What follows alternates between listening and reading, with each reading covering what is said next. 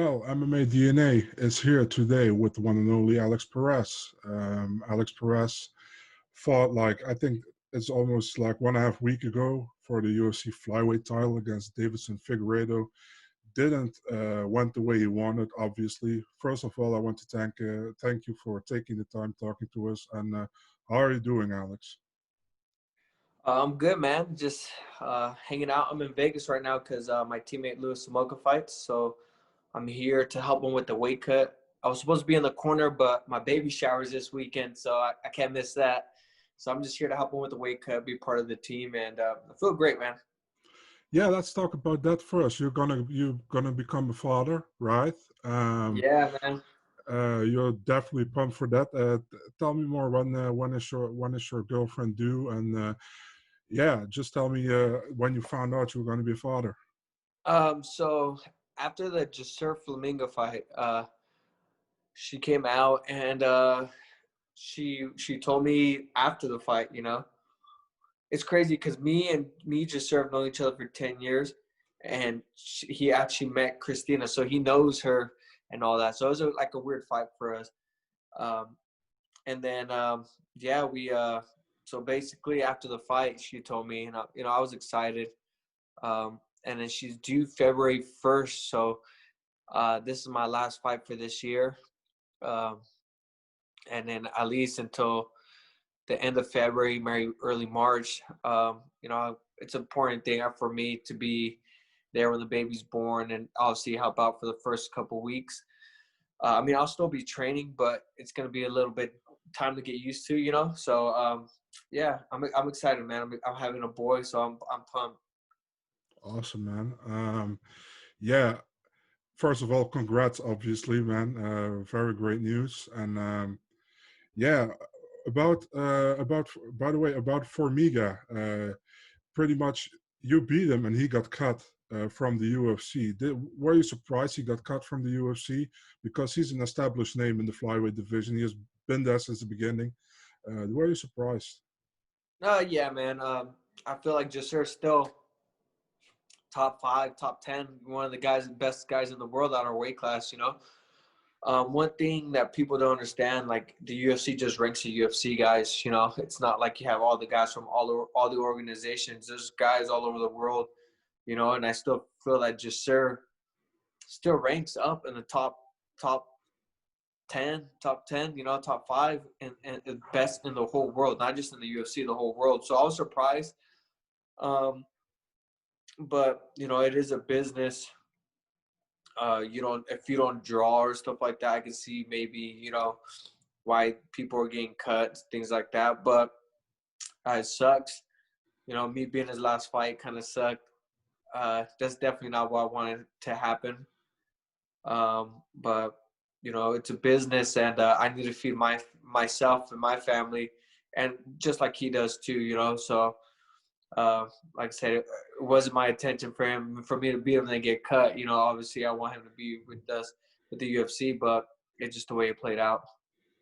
Yeah, obviously, and that was a big win for you against Formiga. I mean, we all know Formiga is super tough, and you took him out in the first round by leg kicks. So that was impressive.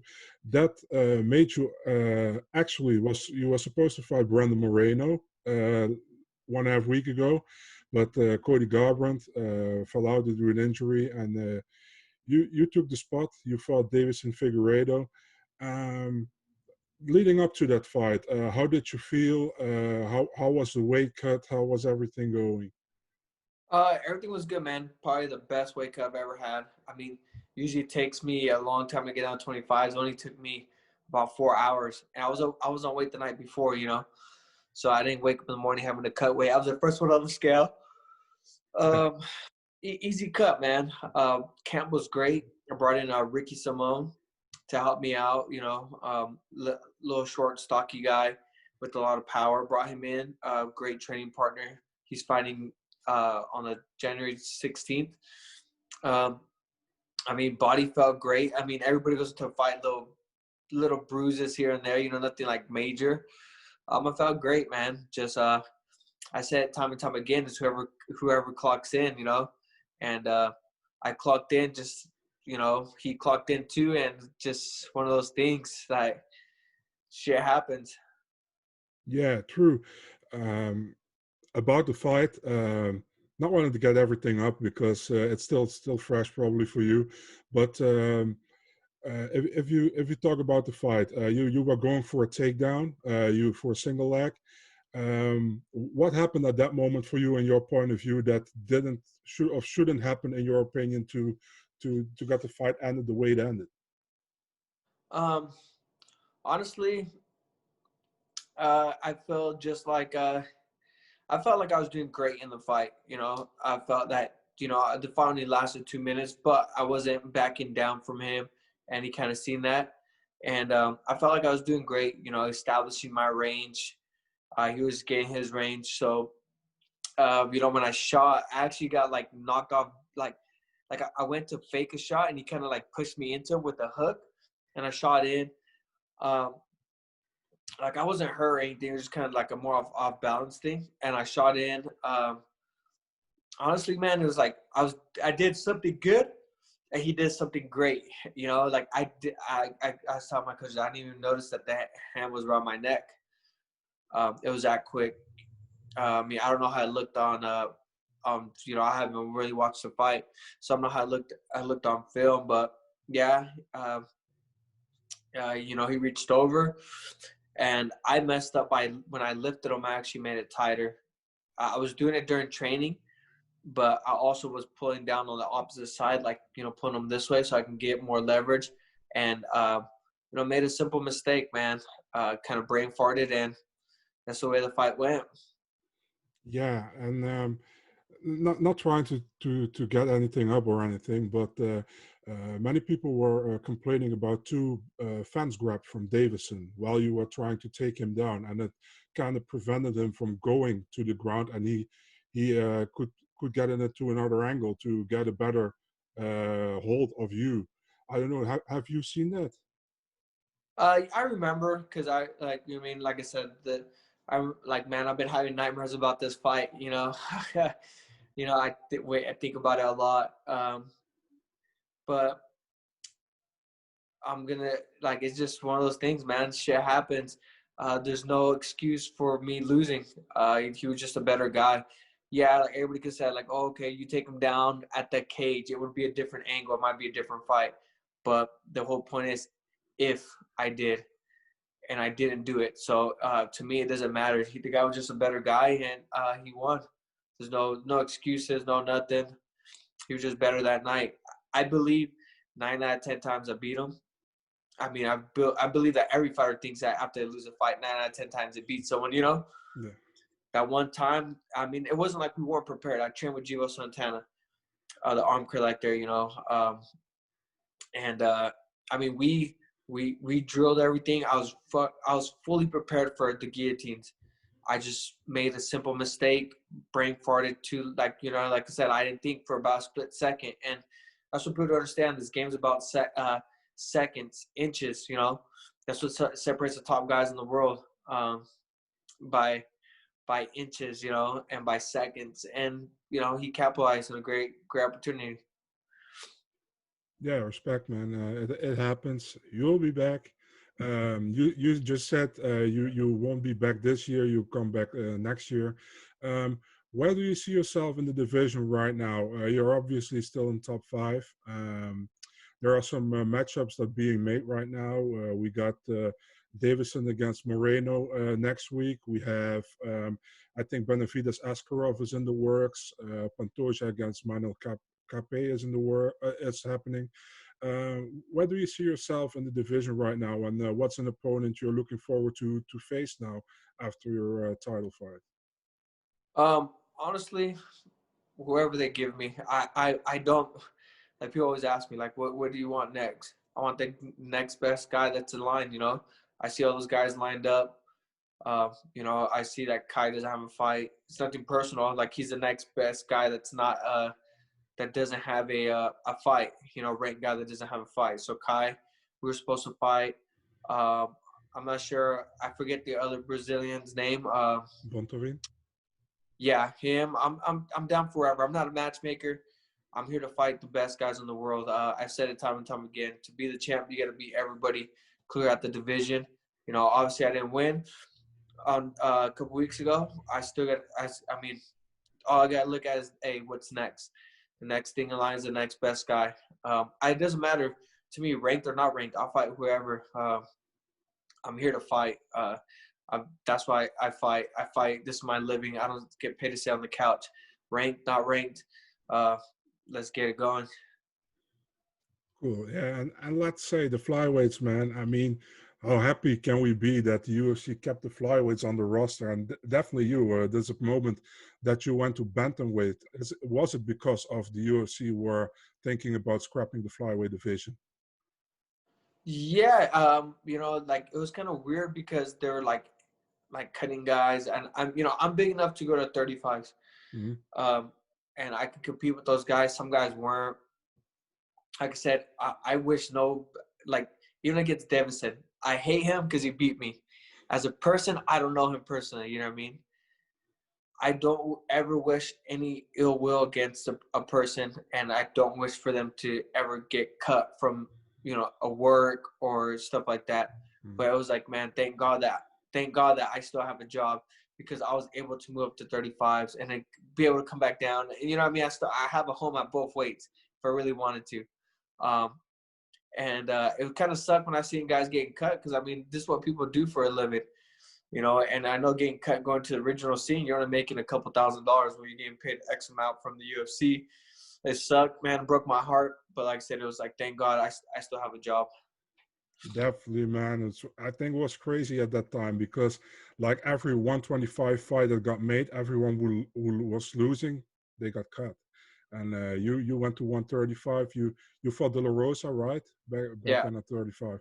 Yeah, and then they got back with 125. But also the thing when you got to 135, they took you out of the 125 rankings, right? And you were pretty Yeah. good So ranked. people people were like crazy, like, oh, like, man, to me, rankings, like, no disrespect, I know you do media, but rankings are just what other people think of you, man.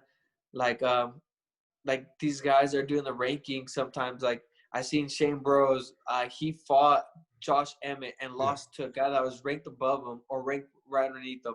Then he drops down to like number 13, or I'm like, 15. how does that make sense? It's just people putting opinions on themselves, man, and it just makes me laugh. People are like, oh, you're number 4. It's like, on whose thing? I believe I'm number 1. You know what I mean? Like, it doesn't matter to me. People are like, oh, well, you weren't ranked, you weren't this. Like, when Moreno kept bringing up he fought ranked opponents, I was like, well, technically, I was ranked when we started a flyweight division when you weren't.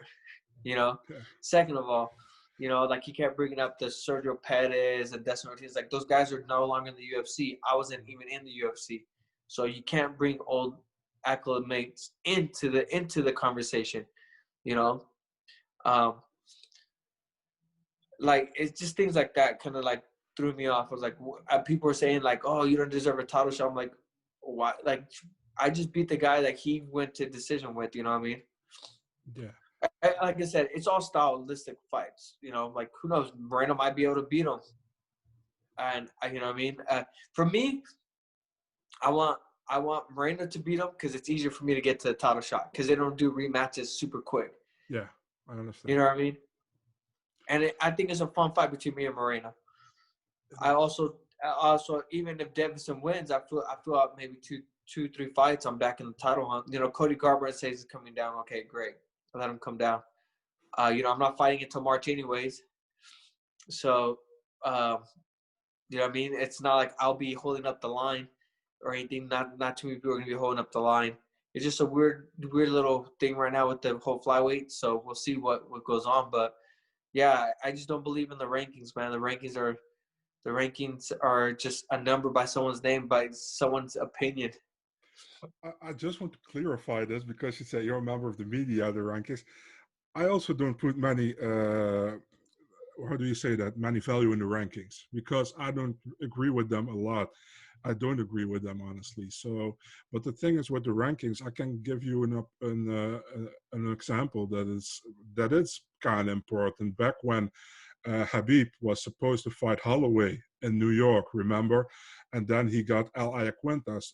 Actually, they wanted Paul Felder first, but the New York State didn't allow him to fight because he wasn't ranked. So, in a sense, it is important. And I think sometimes, I don't say, for example, you, but there are some fighters who don't want to fight guys who are ranked below them. So, there's also a thing about that. But, it's very subjective. The rankings are very subjective, and I agree with you on that. And I wish there would be a better solution for that, but they still haven't found it. And it's I just don't see like a way to rank every UFC fighter. That's the only way you can do it. Like if you were to rank every weight class, say, for example, you have to rank 35s 1 through 50, yeah. and then have guys that like basically are new signees or whatever come in, and you kind of fight through there, and basically you beat and take their spot. The thing that I don't agree with is just that it's like, okay, it is like, you beat someone or you lose to someone like that Shane Burroughs, Josh Emmett thing. I was like, what? It's like, how does that make sense? It makes no sense. He still should be in the top 10. He lost to a guy that was ranked underneath him by 1. Now, if it was 15 and whatever, then I can see, okay, maybe Josh Emmett takes a spot and then you knock him down a few. I But agree with you. it's just crazy, man. There's no simple way of doing it. I fully agree with you, man. When I saw those rankings put out back when Shane Burgos, I talked to Shane sometimes. I'm like, dude, did you saw the rankings? And he's like, no, show me. Show. It's like, what the hell is happening here, man? How can I drop 5 spots by losing pretty much?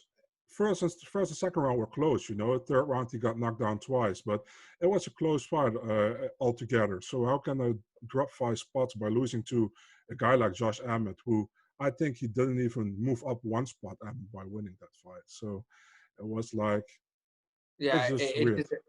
And then they have Aldo ranked up 45s and 35s. It's just like, doesn't make sense. Like if you can't rank someone until they compete in the weight class, for one. And then once they compete in the weight class, like how I did, they took me out of the rankings, which is fine, But then when you come back down or they go back up, like you don't get that spot back. I feel like you got to earn it because you're not in there, You weren't there before. So it's just crazy, man, the way media works.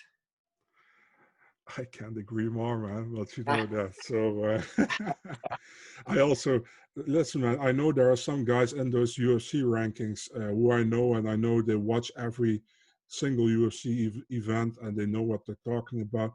But there are also some guys in those rankings I've never heard about, never talk about fighting, aren't even MMA media anymore. I mean, I think when I was at some guy's website, it was like for a shoe sale or something. I don't even know. So, they've added some good names to it. I also know a guy on Twitter who doesn't rank anymore on the UFC panel. He said, I don't want to do it anymore because it doesn't make sense. And I agree with him, by the way. He's also one of the guys who gives other people more insight to the UFC rankings by putting out some more stuff which they didn't like. So I actually, it sucks that he's out because we don't see any more insight about it anymore. So, hey man, I want to ask you a few more things, and that's the upcoming fights. I know you like to watch MMA as well, not just compete, but watch it as well. If you have to pick, and not from your heart, but from your mind, Moreno against Deiveson Figueiredo, who do you think will win the fight? It's for me, it's a toss-up, man. Honestly, 50-50. Moreno can get him to the ground. I think Moreno beats him. You know what I mean? But Moreno's been shown to be hurt by big punchers like Pantoja. Pantoja hurt him. So it's like it's a telltale. But then at the same time, too, can Figueroa go 5 rounds? So that was a toss-up for me. I honestly hope Brandon wins. One, because my management team manages him, and they're looking for the first champion. I mean, obviously, I was hoping to be it. But, I mean, I'm hoping Brandon wins. I mean, he's a good dude. I really don't know him. I heard he says I'm a boring fighter, but, he's a good dude. I've shook his hand and met him a few times. So I hope he wins. Obviously, for me, it'll be bittersweet because I want Deiveson to win because I would like to revenge that loss by taking the title. But I mean, I'm pulling for Brandon. Hope Brandon wins on that one. Okay, cool. And two more. Benavides Askarov. Will you pick in the fight? Man, I got Askarov, man. I think Joe's just a little bit older. If it was Joe's a couple years ago, then yeah. But I got Askarov. He's tough. He has a good left hand. The one thing where I think Joe can expose him is, I mean, he has a lot of submissions, but he didn't show like he was that. I mean, he hasn't shown to finish people on the ground in the UFC. But I think the cardio too. He people say he has great cardio. I'm like, man, I've seen like if you're huffing and puffing in the third, for me that's not good cardio. But I mean, he does pack a lot of power. But I think Askar. Yeah, I'm not going to be an Askarov apologist here, by the way, but I know in this Moreno fight before that, he had a bad staph infection, and that fight was in Mexico City, and that was how do you guys say that again? I always forget the Altitude. Altitude. Yeah, exactly. So that fight. I mean, like I said, I'm not sure if he did or didn't, but then you watch like the Tim Elliott fight. Yeah, true. He almost killed Tim Elliott with that freaking punch. Yeah. And then Tim Elliott just went crazy and started pushing him back, and he was like kind of like, I don't know if he was tired or more like, oh man, this guy's crazy kind of thing. You know what I mean? You see a guy with the mullet coming after you, for the 10 minutes. You know what I mean? So who knows? Like I said, like they're all amazing fighters. So I think it'll be a good one. I mean, personally, like I said, if Joby wins, I would love that rematch. I understand that. Yeah, of course. Last one, Pantoja against Manel Cape. Cape comes from Ryzen, was there the bantamweight champion. Pantoja, pretty much an established name now in the flyweight division. What do you think about that fight? I know many fans looking forward to that one. I'd like personally Pantoja. I mean, I don't even what's his name again? I like, not because I don't know it. I just don't want to butcher it. I always say Manel Cape, but that could be Cape as well. So yeah, so I don't want to like disrespect him by not saying his name right. Just say Manel. So Manuel, I think he's good. But it looks like he's lost by being grounded, and he has a good guillotine. But, I mean, I feel like Pantoja's ground game is top level, So it just depends if Pantoja can get him down. If he doesn't, then I feel Cape can stand with him. I mean, he's a 35, will come down 25s. It looks like he has good knockout power. He's awkward. So, but I think Pantoja gets him down. Okay. Yeah. I also I'm looking forward to those fights, man. I want to thank you for this interview. I want to wish you all the best, also with your teammates, upcoming fights. If you have anything else to say, sponsors, shout outs, whatever, do your thing. I just want to thank my friends and family for all the support, all the guys on social media, Hayden, talking smack. I appreciate you guys. You guys got to try a little bit harder though, because what you guys say doesn't compare to what my family and friends make fun of me of, you know what I mean? So just try a little bit harder to get underneath my skin. I'd like to thank all my sponsors, Virus, Oregain, Miss Mary Jane, CBD, Compex, who else am I mean? The Dice team. All you guys, thank you guys for all the support. Like I said, without you guys, I wouldn't be here. And, just remember, man, like one thing I've learned, throughout the years, that one thing doesn't define you. And, as crazy as it sounds, like, yeah, I'm upset I lost. I'm killing myself inside. But this last fight won't define me. I'm 28 years old. I'm only getting better. And I will be back. You'll be seeing my name again fighting for that title, hopefully within the next year or two.